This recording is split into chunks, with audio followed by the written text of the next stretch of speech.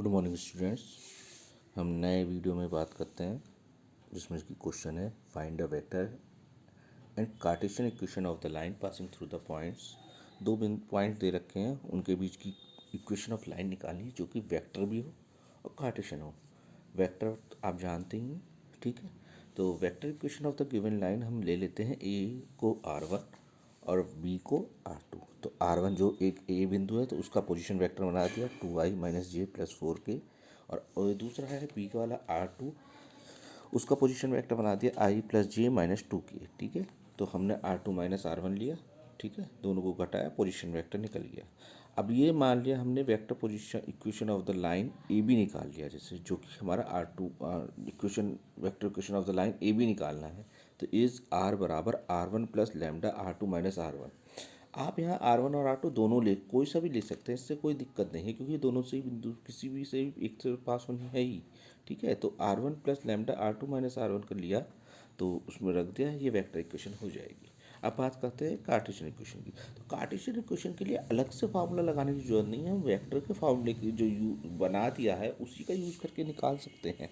तो जैसे कि हमने बताया था पहले भी, हमने R बराबर xi + yj + z के ले लिया है और उसे R की जगह रखकर आई जे के कोफिशेंट इक्वेट किए हैं, कंपेयर किए हैं।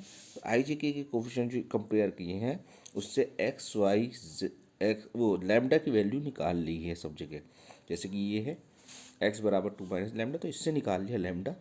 y बराबर -1 + 2 लैम्डा, इससे भी लैम्डा निकाल लिया। और z बराबर 4 - 6 लैम्डा, इससे भी लैम्डा निकाल लिया। तो तीनों में लैम्डा के बराबर निकालने पर तीनों एक्स वाई जेड वाले कोफिशिएंट बराबर हो गए हैं, तो उससे इक्वेशन बन जाएगी कार्टेशियन में।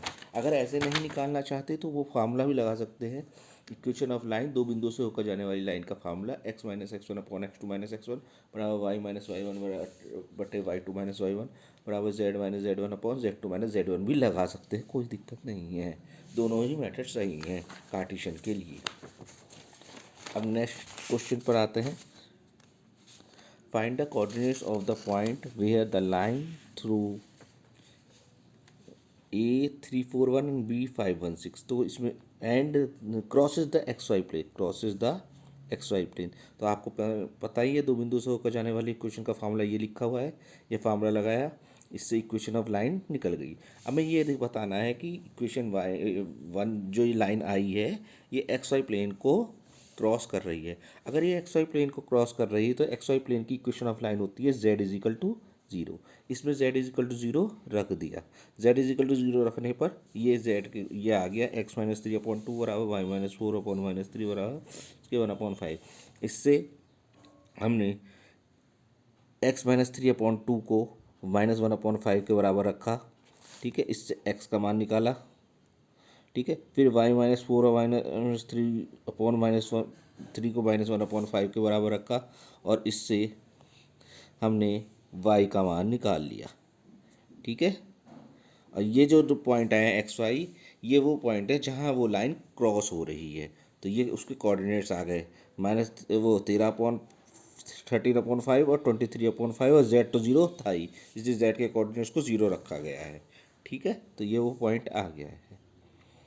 Next, find the equation of line passing through the point -1 3, -2 and perpendicular to each of the line. दो लाइन दे रखी है, इसके परपेंडिकुलर हो और इस बिंदु से होकर जा रही हो, उस लाइन का इक्वेशन निकालना है। अब ध्यान दीजिए, इक्वेशन ऑफ लाइन दे रखी है दोनों, ये और ये, ठीक है। तो ये 1 2 3 क्या होगा, डी आर इसके होगा, डी आर, ठीक है। और -3 2 5 क्या होगा, इस इक्वेशन के डी आर, दोनों के डी आर होगा दोनों, ठीक है। तो हमने equation let the direction ratio of the required line be A B C. तो मैंने 1 2 3 पहले के थे तो इक्वेशन बन गई a + 2b + 3c, ठीक है, = 0। दूसरे की डी आर से इक्वेशन बनाई -3a + 2b + 5c, ठीक है। एक के डी आर से पहली इक्वेशन बन गई, दूसरे के डी आर से दूसरी इक्वेशन बन गई, और उसको क्रॉस मल्टीप्लिकेशन से सॉल्व करना शुरू करा, ठीक है। तो इक्वेशन आई a/4 b/-14 c/8, इसको k के बराबर मान लिया। तो a और b और c के मान आ गए जो k में आए हैं, ठीक है। अब आगे बढ़ते हैं। दस the required line has D R. तो इसी लाइन की इक्वेशन के डी आर हो गए 4K -14K और 8K। अब ध्यान दीजिए, ये DR है और लाइन पास हो रही है इस बिंदु से।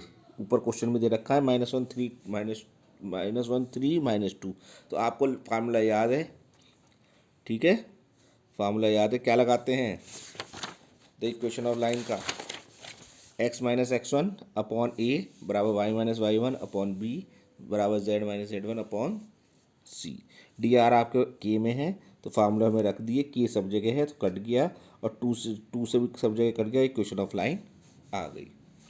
Next, show that the lines x minus 5 upon 4 बराबर y माइनस 7 अपॉन 4 बराबर z plus 3 upon minus 5 and x minus 8 upon 7 बराबर y minus 4 upon 1 z minus 5 upon 3 intersect each other.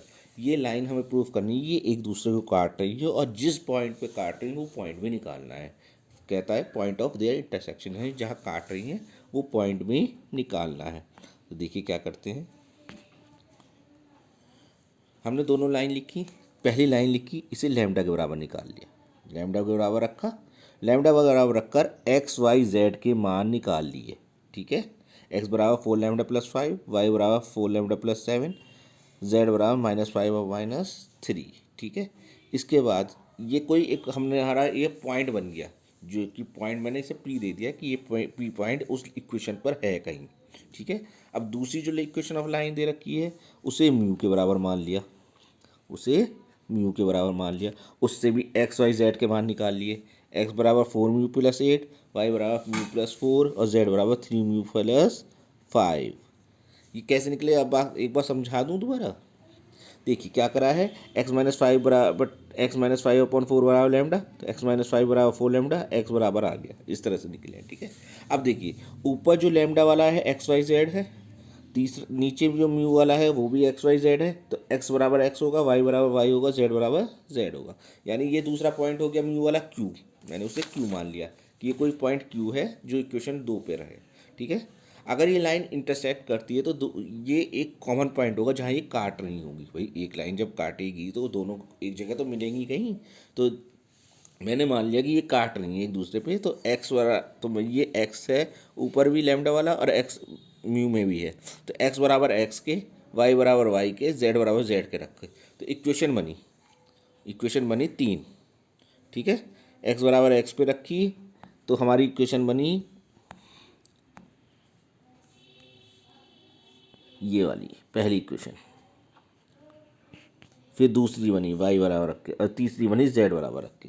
तो 3 इक्वेशन बनने पर हम किसी ने भी 2 को सॉल्व कर लिया, तो मैंने पहली और दूसरी को सॉल्व करा है, जिससे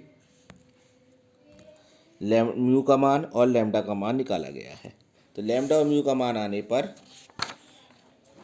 लैम्डा और म्यू का मान निकाला गया है, तो ये लैम्डा और म्यू के मान, these values of mu satisfy equation, किस तीसरी को सेटिस्फाई जरूर करेगी। तो अगर वो तीसरी को सेटिस्फाई करे इसका मतलब है ये लाइन एक दूसरे को काट रही हैं।